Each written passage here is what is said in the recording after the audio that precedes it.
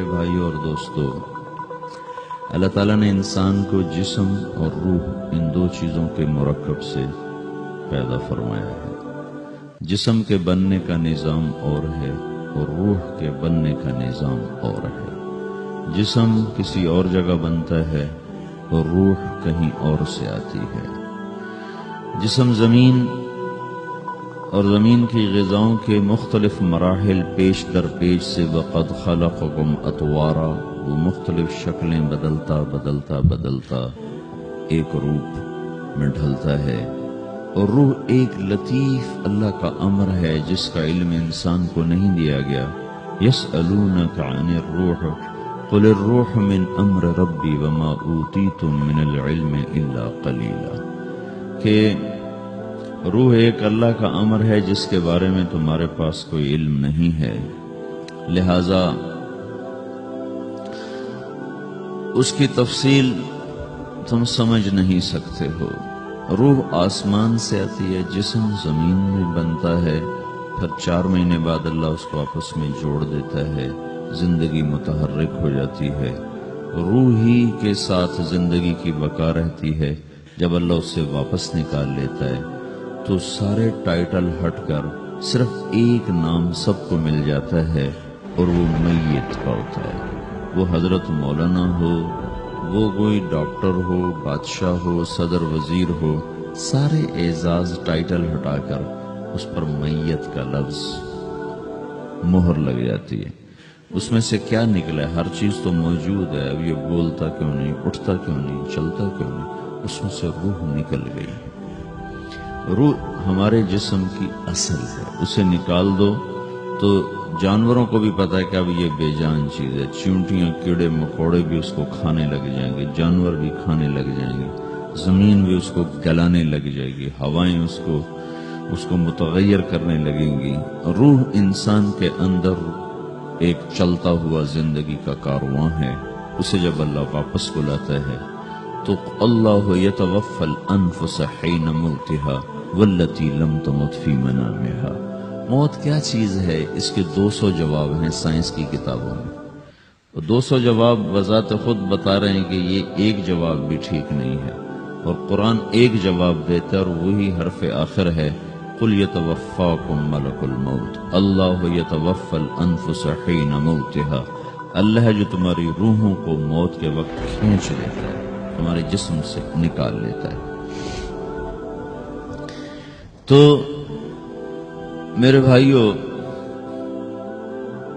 موت کے وقت انسان 2 کیفیت میں ہوتا ہے۔ کچھ لوگوں کی روح ایسے نکل رہی ہوتی ہے کہ ان کے رگ رگ میں وہ پھنس رہی ہوتی ہے۔ وَلَوْ تَرَى إِذْ يَتَوَفَّى الَّذِينَ كَفَرُوا الْمَلَائِكَةُ يَضْرِبُونَ وُجُوهَهُمْ وَأَدْبَارَهُمْ۔ کاش تم دیکھ سکتے وہ منظر جب اللہ کے فرشتے نافرمانوں کی روح کو نکال رہے ہوتے ہیں تو ان کے منہ پہ بھی مارتے ہیں، ان کی کمر پر بھی مارتے ہیں۔ اور اخرجوا انفسکم اليوم، نکالو آج اپنی روحوں اور جانوں، تم بچ نہیں سکتے ہو۔ وہ پیچھے ہٹنا چاہتے ہیں، رب ارجعون، مجھے واپس کر دے تھوڑی دیر کے لیے، لعلی اعمل صالحا، اب میں پورا ٹھیک مسلمان بن کے چلوں گا۔ تو اس کے جواب میں ہوتا ہے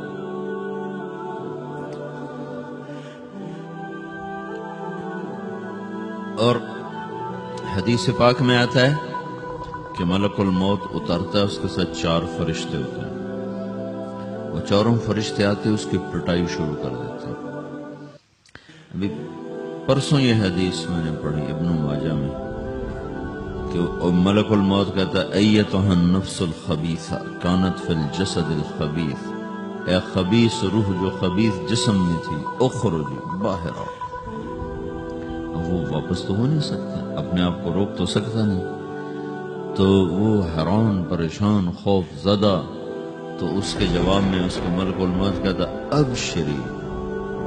ابشری بحمیم وغساق وآخر من شکلہ ازواج، تیار ہو جا خوفناک عذاب کے لیے اور کھولتے پانیوں کے لیے، کانٹے دار جھاڑیوں کے لیے، اور بے شمار عذاب کی شکلوں کے لیے۔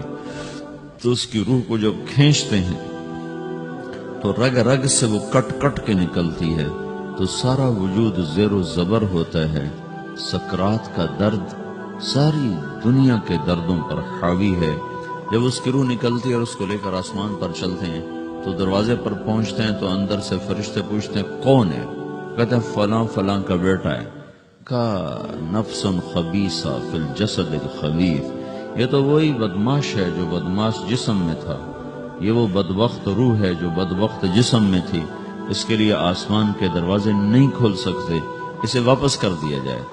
تو آسمان کے دروازے لا تفتح لهم ابواب السماء ولا يدخلون الجنة حتى يلج الجمل في سم الخياط، کہ ان کے لیے آسمان کے دروازے نہیں کھلیں گے اور ان کے لیے جنت کے دروازے نہیں کھلیں گے، پھر یہ وہاں سے نیچے گرائے جاتے ہیں جو اللہ کا قید خانہ ہے سجین۔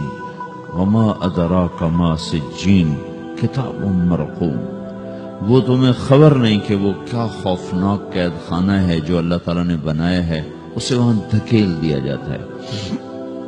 پھر قیامت تک اس کے لیے انتظار کی گھڑیاں ہیں اور عذاب کی شدت ہے۔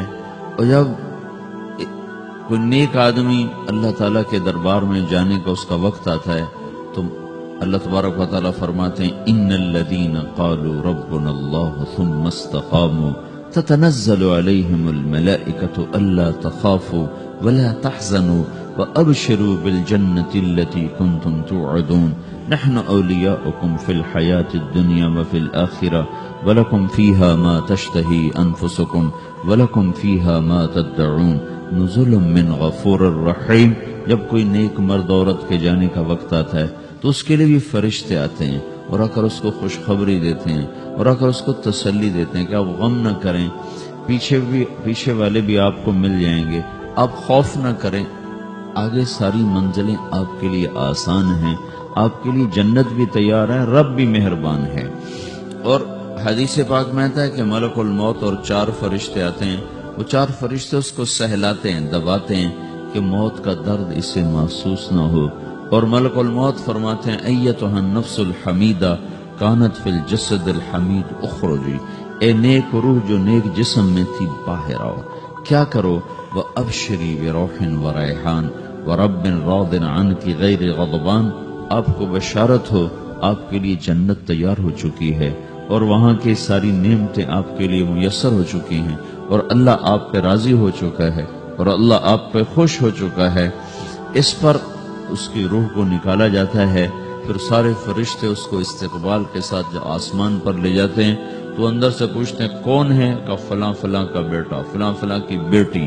کہتے ہیں نفس حمیدہ فی جسد حمید، یہ تو نیک روح تھی جو نیک جسم میں تھی، مرحبا بہی، اس کو ہم سب استقبال کس کا کرتے ہیں، اور ایک دم آسمان کے دروازے کھلتے ہیں، پھر وہ پہلا دوسرا تیسرا چوتھا سارے آسمان پار کرتا ہوا اللہ پاک کے عرش کے نیچے جھک کے جا کر، مرد ہے یا عورت، وہاں جا کر سجدے میں سر رکھتا ہے اور اللہ تعالیٰ فرماتے ہیں ہاں اس نے ہمیں خوش کیا، ہم اسے خوش کریں گے، اور اس کو عافیت کے ساتھ وہاں آسمان میں، پہلے آسمان سے لے کر اللہ کے عرش تک یہ سب ویٹنگ روم بنے ہوئے جہاں اللہ اپنے اپنے درجات کے مطابق جنت والوں کو ٹھہراتا ہے، اور وہ انتظار گاہ ہے اور وقت ختم ہو جاتا ہے، لہذا انتظار کی جو تکلیف ہے وہ بھی ختم ہو جاتی ہے۔ وقت ختم تو انتظار کا احساس ختم اور ٹائم کے گزرنے کا احساس ختم۔ تو جیسے اصحاب کہف کو اللہ نے غار میں داخل کر کے تو غار کے اندر سے وقت کو نکال کے باہر پھینک دیا، باہر 300 سال گزرے، اندر آدھا ہی دن گزرا تھا۔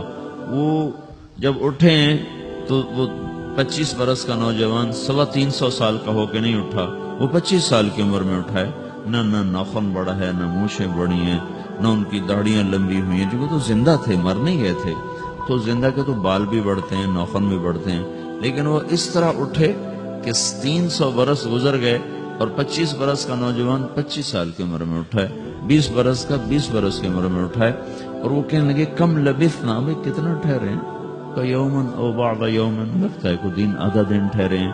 وہ صحیح کہہ رہے تھے، باہر اللہ تعالیٰ نے وقت کی گھڑی کو چلائے رکھا اور اندر غار میں اس کو سوئچ آف کر دیا، نکال دیا، یہاں وقت کو داخل نہیں ہونے دیا، تو وقت کے گزرنے سے جو بھی اثرات مرتب ہوتے ہیں وہ ان پر مرتب نہیں ہوئے، تو وہ 20 آدھے ہی دن کے بعد اٹھے ہیں، باہر 300 سال، اندر آدھا دن. یہی کچھ اللہ تبارک و تعالی برزخ میں کر دیتا ہے، وقت کو ختم کر دیتا ہے، گزرنے کا احساس نہیں ہوتا ہے. تو اس طرح میرے عزیزو، یہ دو موتیں ہر انسان دیکھتا ہے. یا وہ جنت کے فرشتوں کا استقبال دیکھتا ہے، یا جہنم کے فرشتوں کی مار اور پٹائی.